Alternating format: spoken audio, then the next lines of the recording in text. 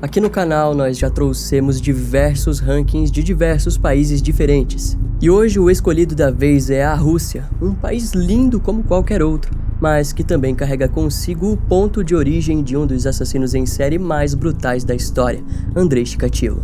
Esse homem foi condenado por mais de 50 assassinatos e os seus atos costumam ser revisitados o tempo todo. Afinal, ele é um dos piores e não há como negar.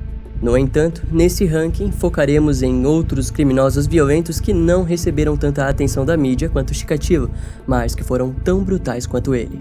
Então já deixa o like nesse vídeo e ativa o sininho de notificações que eu te conto tudo.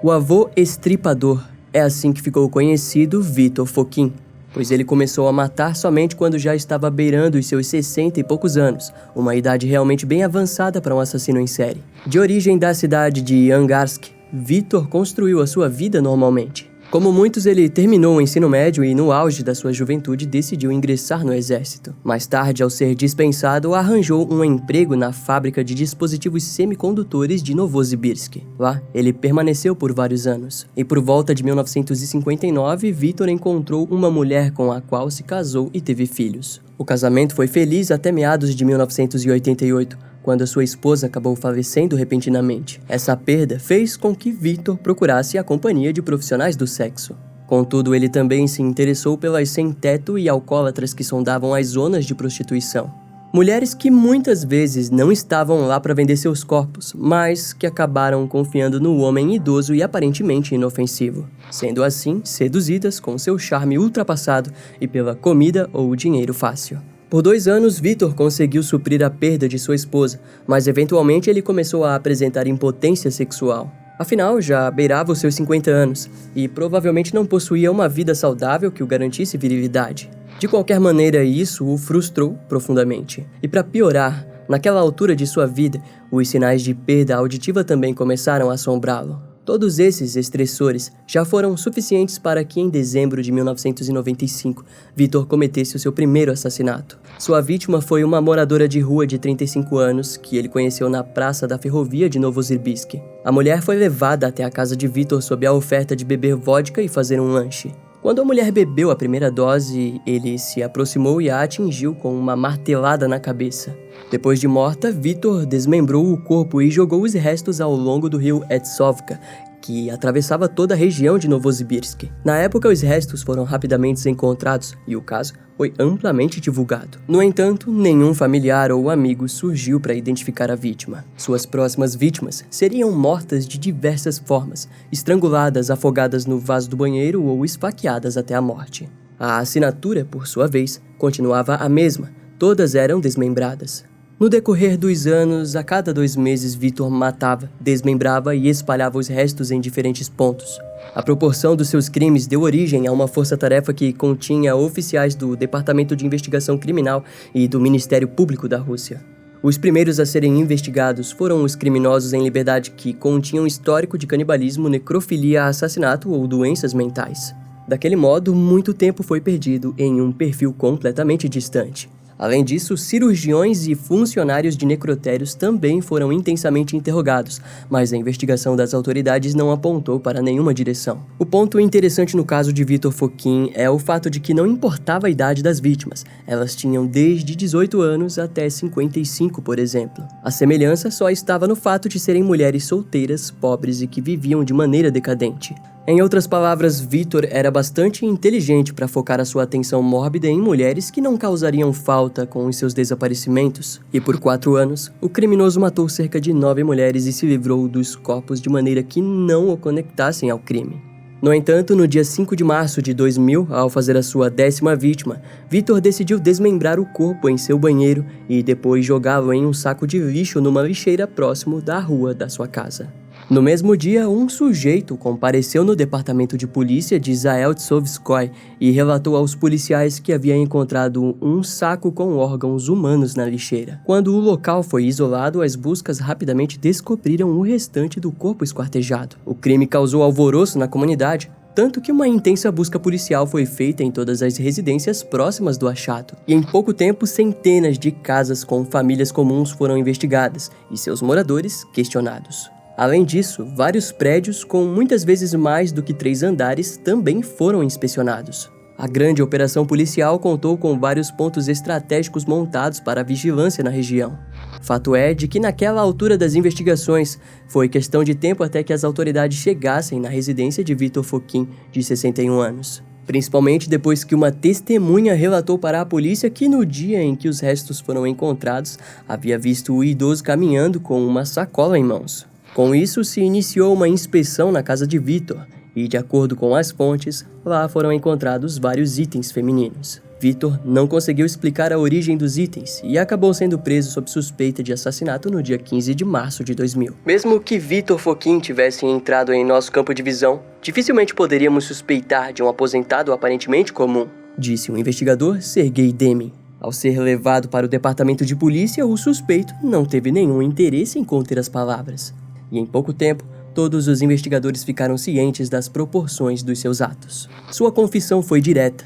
Vitor disse ter matado e desmembrado brutalmente pelo menos 10 mulheres ao longo de 4 anos e não demonstrou nenhum remorso pelos crimes. Na verdade, ele disse que era um tipo de entidade que havia sido enviada para salvar o mundo dos sem-tetos e das doenças que eles trazem aos humanos. Além disso, explicou aos investigadores que antes de cometer os assassinatos ele procurava ter a certeza de que as vítimas não possuíssem documentos de identificação consigo, pois aquilo era sinal de que pelo menos alguém sentiria a falta da vítima. Assim, ele considerava a pessoa como ainda digna de ser salva e permitia viver. Vitor contou que nunca violentou nenhuma das vítimas, pois é fato que ele não conseguia nem mesmo manter uma ereção. E aquilo provou um certo grau de frustração por parte do criminoso. Após o interrogatório, ele mostrou o túmulo de uma vítima desconhecida e de várias outras.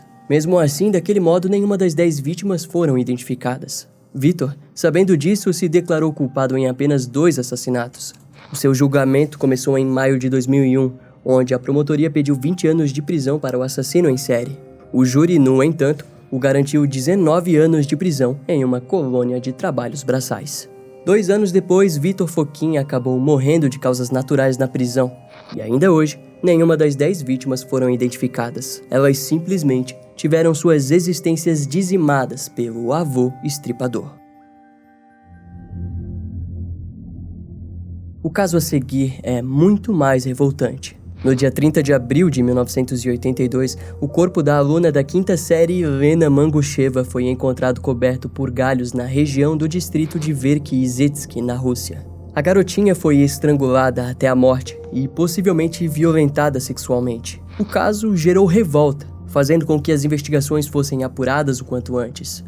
Com isso, a polícia deu atenção a criminosos sexuais que moravam na região, mas sem sucesso. Até que uma testemunha conectou Georgy Kabarov, de 28 anos, ao crime. O suspeito já havia sido preso em 1970, acusado de tentativa de estupro, e recentemente libertado após pagar a sua pena de 3 anos por um outro crime, que foi por roubo. O seu perfil combinava com o do assassinato de Lena Mangusheva. Contudo, o sujeito possuía deficiência mental e não conseguiu criar uma narrativa do dia do crime. Em sua defesa, George disse que estava em casa o dia todo e que em nenhum momento foi para a região do evento. Os investigadores obviamente não acreditaram naquilo e seguiram um intenso interrogatório de várias horas. Então, no dia 7 de maio de 1982, George fez aquilo que os investigadores tanto desejavam: confessou o assassinato. Mas, em sua confissão escrita, o criminoso errou o método do crime ao dizer que esfaqueou Lena até a morte e também a descreveu de maneira completamente diferente.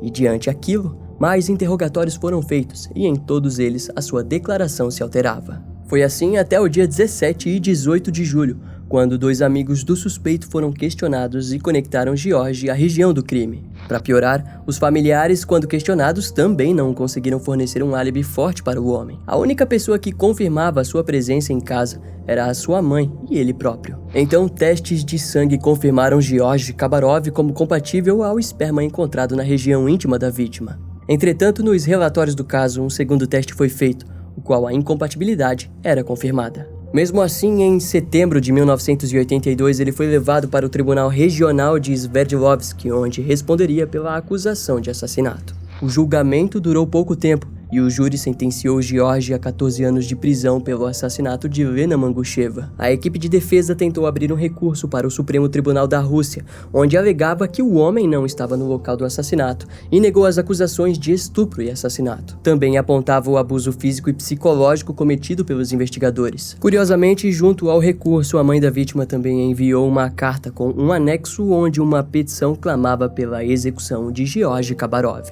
Em novembro de 1982, os dois recursos foram aceitos e um novo julgamento se iniciou. Contudo, daquela vez, George enfrentaria a pena de morte. No fim, o Tribunal Regional de Sverdlovsk ganhou novamente e o homem foi sentenciado à pena de morte. E no dia 27 de abril de 1984, George Kabarov foi executado. Infelizmente, o que ninguém percebeu foi que alguns meses antes da execução de George, outro assassinato havia ocorrido. Esse assassinato ocorreu em agosto de 1983, onde uma outra estudante de 23 anos havia sido estrangulada e violentada sexualmente, mas o seu corpo só foi encontrado em outubro do mesmo ano. E 2 semanas depois da execução de George, no dia 12 de maio de 1984, o corpo de Natasha Lampshina, também aluna da 5ª série, foi encontrado. A garotinha foi estrangulada e teve o seu órgão sexualmente violentado com um pedaço de madeira. As roupas da vítima foram todas espalhadas pelo assassino próximo à estrada onde o corpo foi encontrado. Familiares da vítima conectaram Mikhail Titov ao assassinato,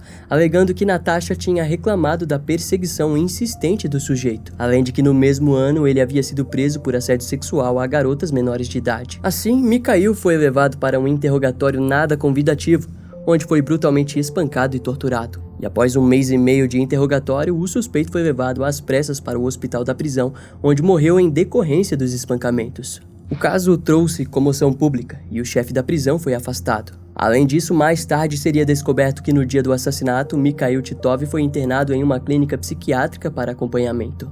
Em outras palavras, um inocente acabava de ser morto pelas autoridades e os últimos casos arquivados. Então, no ano seguinte, mais uma estudante de 21 anos foi morta. As semelhanças com os casos anteriores fizeram com que as investigações fossem reabertas e se intensificassem. Vários suspeitos chegaram a ser presos. O principal deles era um bombeiro chamado Ivan Antropov. Ele foi mantido na prisão por longos 10 meses. E a promotoria trabalhou em cima da sua culpa por todo aquele tempo, mas foi somente quando uma nova morte aconteceu, no dia 26 de maio de 1986, que Ivan foi liberado. A vítima era estudante da Universidade de Medicina do estado de Ural, e assim como as vítimas anteriores, teve o seu corpo brutalmente violentado. Em sua região íntima foi observado um pedaço de madeira inserido de maneira bruta, o que viria a ser dito como assinatura do assassino em série, que daquela vez também teria mutilado os seios da vítima e roubado os itens de valor. Curiosamente, antes desse corpo ser encontrado, o policial Yuri Kokovikin, do Departamento de Polícia de Sverdlovsk, já tinha notado as semelhanças entre os crimes ocorridos nos últimos anos e mandado um relatório para o Departamento de Assuntos Internos. Contudo, a sua investigação foi ignorada e até mesmo motivo de piada. Mas após esse assassinato brutal, uma força-tarefa então foi criada. Porém, o Ministério Público, no entanto, não utilizou a investigação do policial Yuri e até mesmo alegou que ele teria cometido os assassinatos. Aquilo deixou Yuri extremamente irritado e os seus superiores alegaram que sua investigação por si só resultaria em seu afastamento. Então, algum tempo mais tarde, o policial foi oficialmente demitido. Já o Comitê Regional do Partido de Sverdlovsk, diante o caso, exigiu que as investigações fossem apuradas e alguém fosse preso. A pressão fez com que antigos suspeitos voltassem a serem interrogados e forçados a confessar os crimes. Mas a falta de provas era nítida demais para que fossem levados a julgamento. Foi então que em 1987 um novo corpo surgiu e apresentou semelhanças familiares. 3 suspeitos acabaram presos, sendo 2 deficientes mentais, e no final, os 3 confessaram todos os últimos assassinatos. E enquanto todo aquele caos acontecia, o verdadeiro assassino nem sequer estava com a polícia o investigando e ficaria mais um ano em descanso. Até que no dia 25 de abril de 1988, o assassino fez mais uma vítima. Só que daquela vez ele não estava com muita sorte, pois, coincidentemente, o tenente Evgeny Modiavanik passeava pelo Parque Central de Cultura e Descanso Mayakovsky quando viu o assassino arrastando o corpo de uma jovem. O criminoso foi pego em flagrante e facilmente detido. Junto a ele foi encontrado dinheiro e outros itens pessoais da vítima. Com isso, o homem foi identificado como Nikolai Fefilov, de 36 anos. Já durante o interrogatório, ele confessou toda a série de assassinatos que ocorreram nos últimos 6 anos. E em seu apartamento, vários pertences das vítimas foram encontrados. O resultado do caso fez com que o departamento de polícia de Sverdlovsk fosse duramente criticado pela sua ineficiência. E então, quando o julgamento estava prestes a acontecer, Nikolai foi estrangulado pelo seu companheiro de cela no dia 30 de agosto de 1988. O motivo foi dito como uma briga, porém existe a teoria de que o Ministério Público planejou o ocorrido para que um julgamento não ocorresse e a justiça fosse ainda mais criticada. Com isso, o processo criminal foi encerrado e as vítimas permaneceram com os seus casos arquivados. Já no ano de 1989, Georgy Kabarov, que havia sido executado por um crime que não cometeu, foi inocentado pelo governo russo. E, incrivelmente, nenhum policial ou superior foi acusado por ter forjado a confissão falsa do homem morto injustamente. Ao fim, tudo o que nos resta é falar o pouco que se sabe sobre a motivação de Nikolai Fefilov, que violentou sexualmente e estrangulou 7 vítimas. É dito que o estressor para os crimes de Nikolai é o mais comum para os criminosos violentos, que se iniciou logo após sair do exército, onde ele se apaixonou por sua vizinha, mas que foi rejeitado. Isso provavelmente causou um trauma em Nikolai, tanto que demoraria anos para que finalmente ele se apaixonasse novamente. Por fim, com o passar do tempo, encontrou uma mulher com quem se casou e criou uma família. Com isso, passou vários anos da sua vida de forma estável em um trabalho na editora do jornal Ural Worker. Mas em algum momento, vários conflitos se iniciaram entre Nikolai e sua esposa, que então seria obrigado a ir morar em um apartamento separado. Chegando então até o dia em que cometeria o seu primeiro assassinato, onde uma briga ou algo ainda pior para Nikolai provavelmente teria ocorrido. Ou seja, ao que parece, Nikolai foi um homem frustrado em um casamento infeliz, onde acabou dando vez para suas fantasias mais cruéis, que girava em torno de pura violência e fetichismo.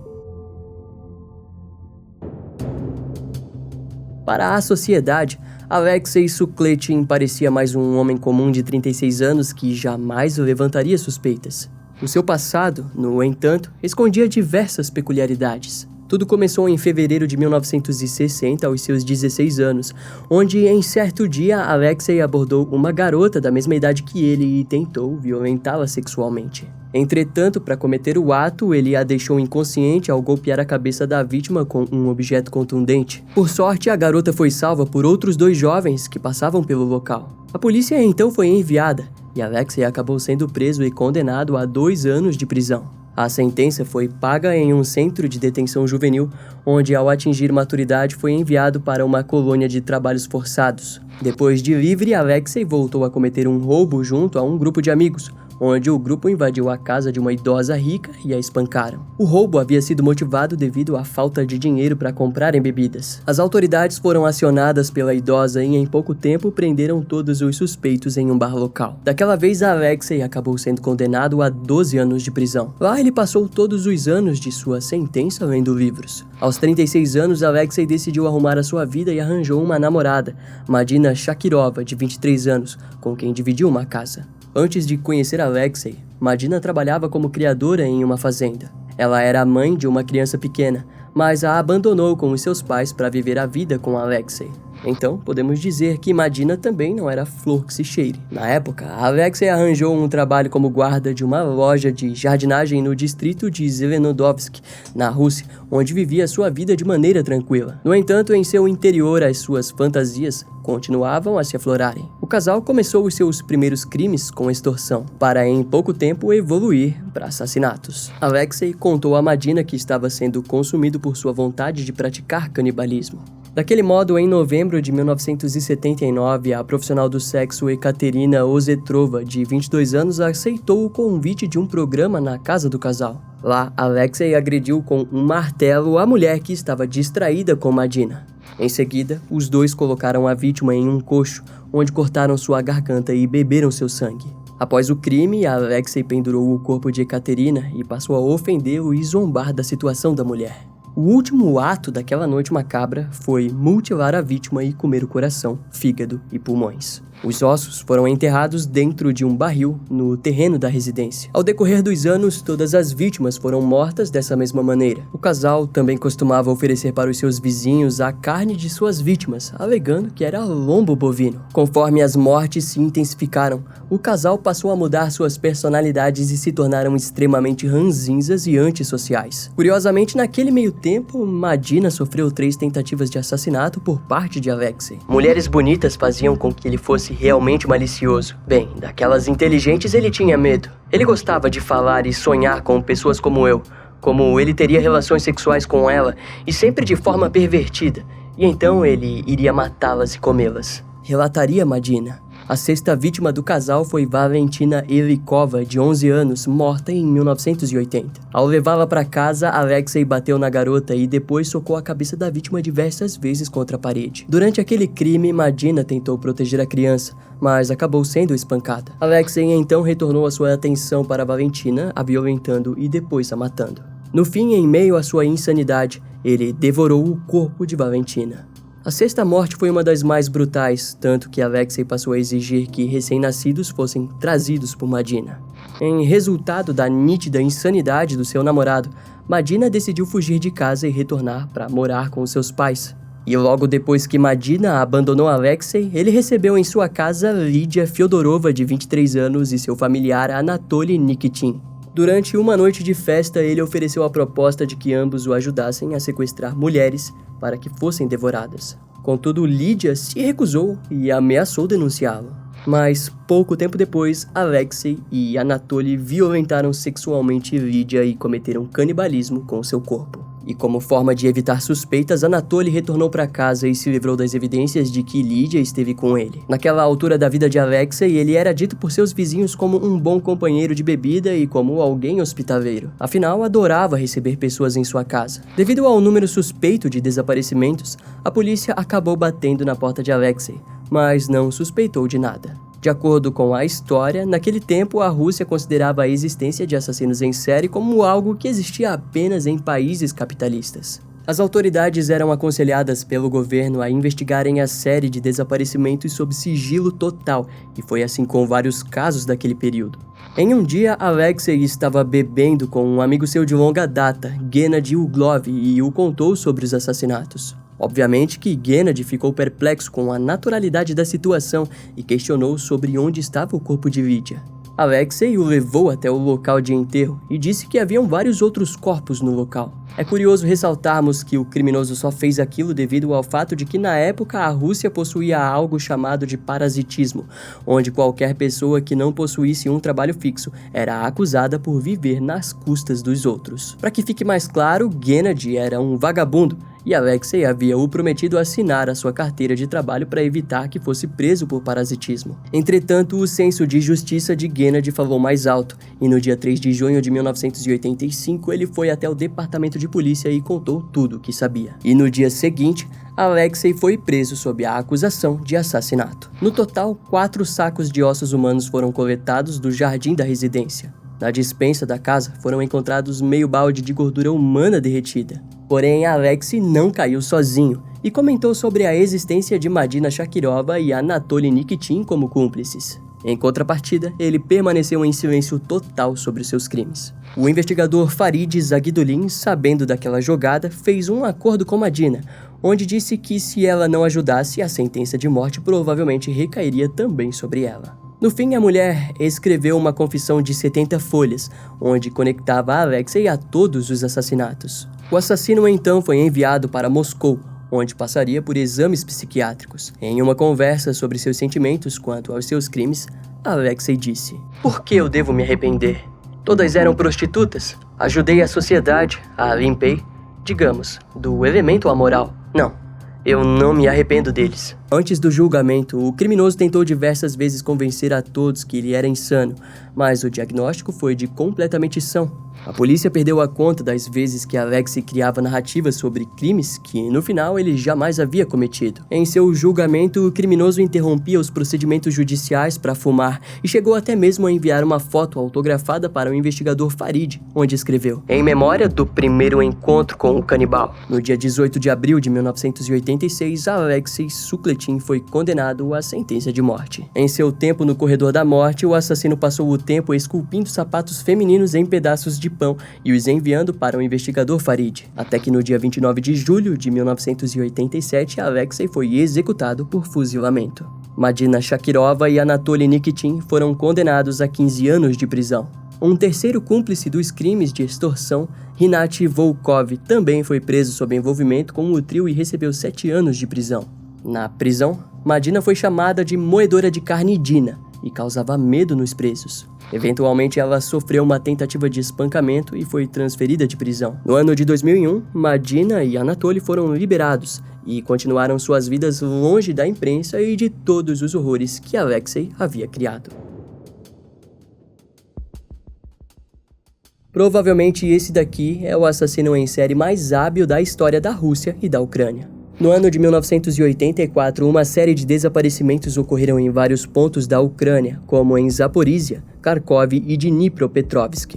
Vale ressaltar que na década de 80, a Ucrânia fazia parte da Rússia. Dito isso, a série de desaparecimentos seguia um padrão. Todas as vítimas possuíam a idade de 8 a 18 anos. Seus desaparecimentos aconteciam próximo a linhas ferroviárias e os corpos geralmente eram encontrados apresentando sinais de violência sexual e estrangulamento. Contudo, aquele assassino se provou extremamente articuloso, pois ele simplesmente não deixava sinais para trás. A investigação concluiu que o assassino estava usando as linhas ferroviárias devido ao motivo de que elas eram tratadas com alcatrão que danificava o faro de cães policiais. As vítimas possivelmente eram mortas nas áreas florestais próximas e depois levadas até as ferrovias.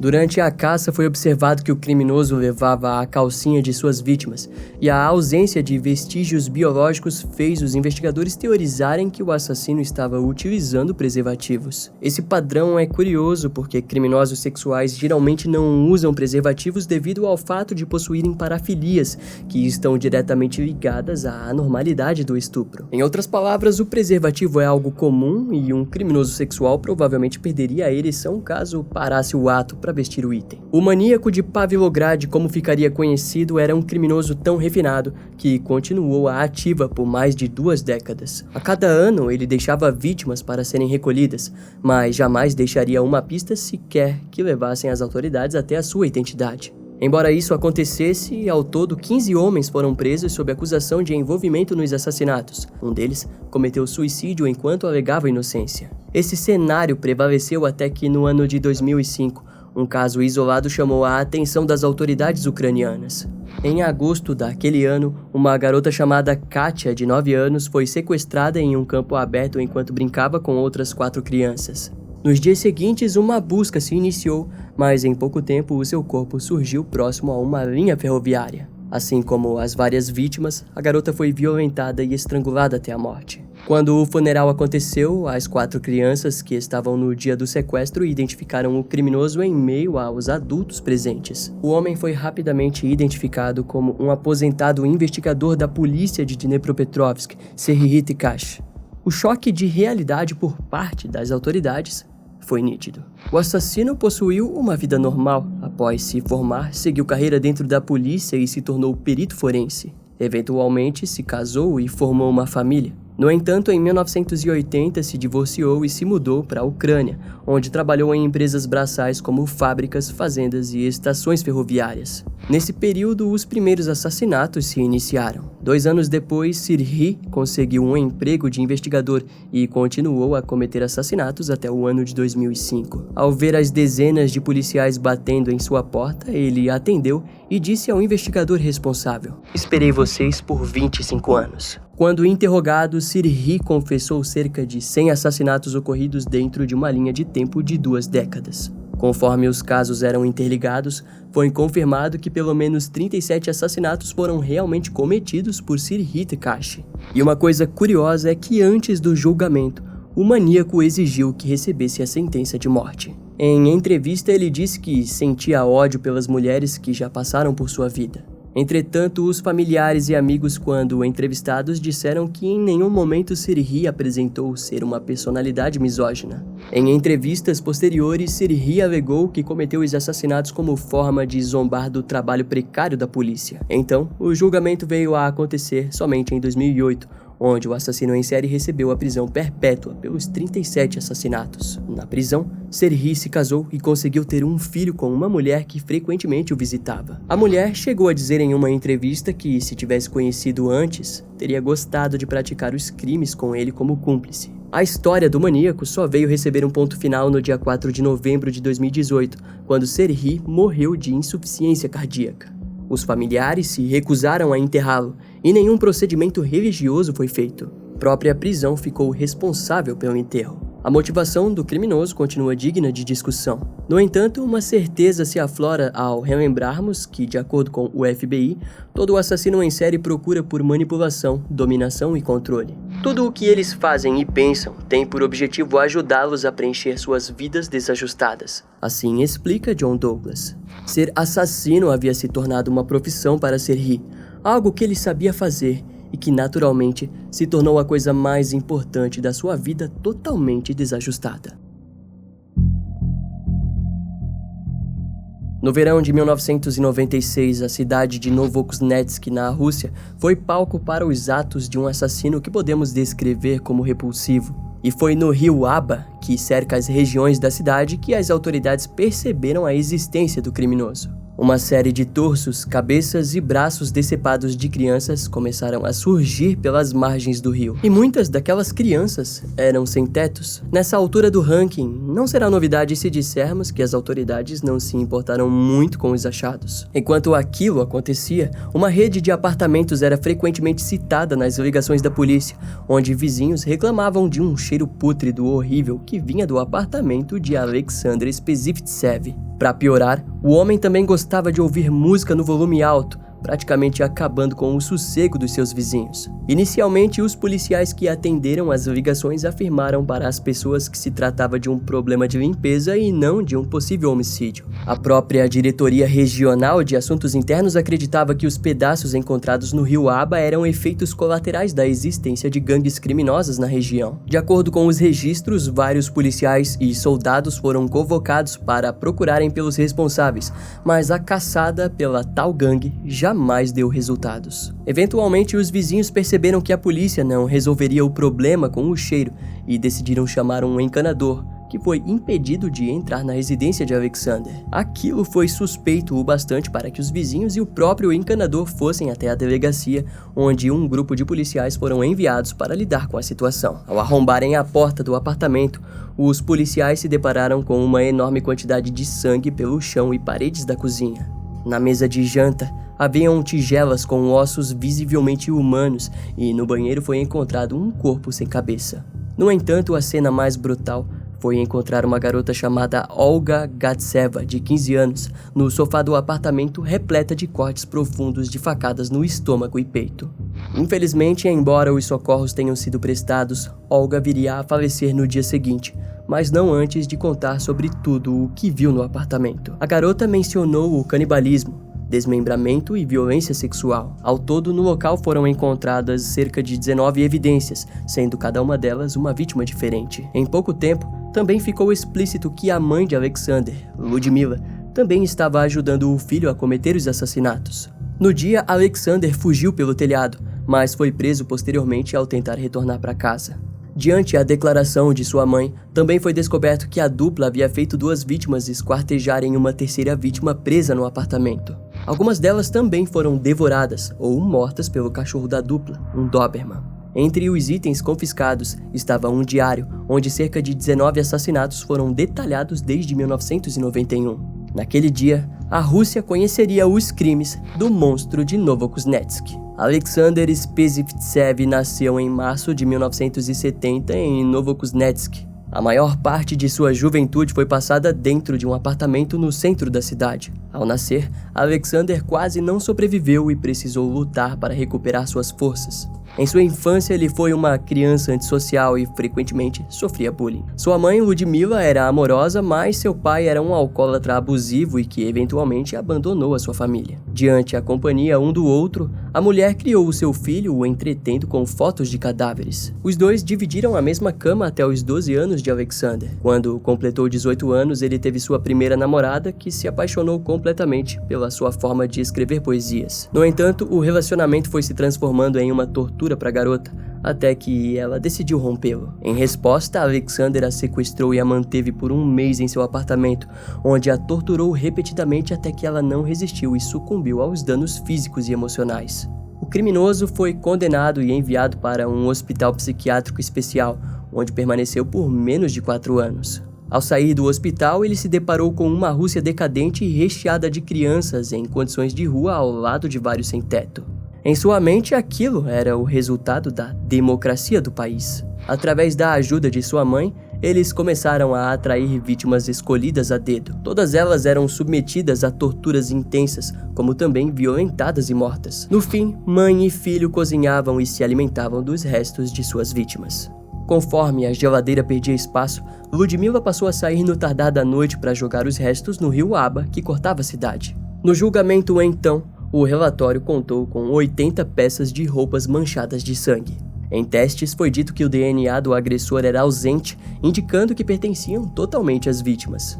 Embora Alexander tenha confessado 19 assassinatos, ele foi condenado apenas em 4 dessas acusações. Sua mãe, Ludmila, negou o envolvimento, mas mesmo assim foi condenada à prisão perpétua com possibilidade de liberdade condicional. A polícia acredita que o assassino possa estar envolvido em mais de 2 dezenas de homicídios, mas jamais conseguiram conectá-lo a outros crimes arquivados. Na prisão, Alexander gasta o seu tempo escrevendo poemas que ofendem a democracia e se apresenta como um preso quieto. Ao ser questionado sobre os crimes, ele disse o seguinte: "Quantas pessoas a democracia destruiu?